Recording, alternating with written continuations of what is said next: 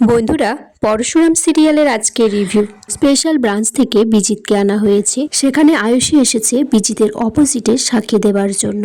বিজিত উল্টে আয়ুষীর মাথায় বন্দুক ধরে বলে যে আয়ুষীকে এখানেই মেরে দেবে, তাকে যেন কোর্টের ভিতরে না নিয়ে যায়। বিজিত আয়ুষীকে ধাক্কা দিয়ে ফেলে দিয়ে সেখান থেকে পালিয়ে যাবে। তখনই পরশুরাম এসে বিজিতকে পুলিশের হাতে তুলে দেয়। স্পেশাল ব্রাঞ্চের সবাই তারপর বিজিতকে কোর্টের মধ্যে নিয়ে যায়। তখন বলছে, আয়ুষী তুই এসেছিস সেখানে? তখন কর্ণ চ্যাটার্জি বলছে, আপনারা তো দেখছি আমাদেরকে ডুবিয়ে ছাড়বেন। কর্ণ চ্যাটার্জি এদিকে নন্দিনীকে মারতে যাবে, তখন পরশুরাম এসে বলছে, কর্ণ চ্যাটার্জি আপনার কলার বোনের কাছে একটু জায়গা আছে, সেখানে এমন চাপ দেব যে হাড়গুলো গুঁড়ো গুঁড়ো হয়ে যাবে, আপনি আর সোজা হয়ে দাঁড়াতে পারবেন না। মুখার্জি তখন বলছে, কি এমন প্রমাণ আছে তোমাদের হাতে কিচ্ছু করতে পারবে না? সেখানে তটিনী এসে বলছে, আমাদের কাছে অনেক প্রমাণ আছে। আরাধ্যা তখন তটিনীকে বলছে যে আমার শ্বশুর মশাই, আমার বাবা আর আমার স্বামীর যদি কিছু সাজা হয় আজকে, তোকে কিন্তু ছাড়বো না ছর্দি। তখন তটিনী বলছি যে কালকেও তো আমাকে শাসাতে গেছিলিস। আসলে কি বলতো, সৎসঙ্গে স্বর্গবাস আর অসৎসঙ্গে নরকবাস। তুই এমন জনের সাথে সংসার করছিস। এদিকে তটিনীর মা ভালো দিয়া পিকোকে ফোন করেছে, বলছে যে তুমি কি করছো দিদি ভাই? বলছে এই তো পা আমার জন্য ভাত বেড়ে রেখে গেছে, আমি সেটা খেয়ে নেব। আর পা আর মাম্মি ওই যে কোর্ট বলে না, কোর্টে গেছে।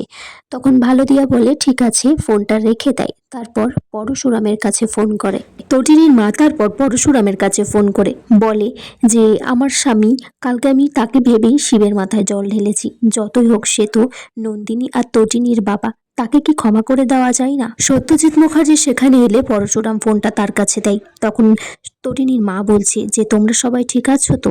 তোমার মেয়েরা কোথায়? বাবার সাথে মেয়েদের এইরকম সম্পর্ক এই প্রথমবার দেখলাম। সত্যজিৎ মুখার্জি কোনো কথা না বলে ফোনটা পরশুরামের কাছে দিয়ে কেটে দেয়।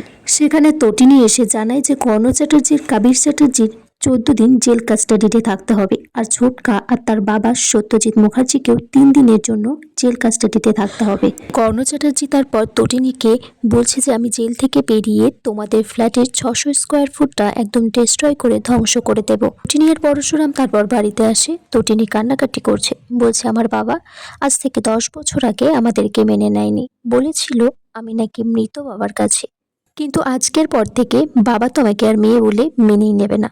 আগামী পর্বে দেখা যায় সৌরভ তটিনীকে বলছে যে পরশুরাম ইচ্ছাকৃতভাবে তটিনী তোমাকে গুলি করেছিল, ও জানতো যে তুমি ওখানে আসবে সেদিন। তটিনী তখন বলছে এটা কোনোদিনও সম্ভব নয়। আজকের পর্ব এই পর্যন্তই ছিল। তোমরা কমেন্টস করে জানিও পর্বটা কেমন লেগেছে।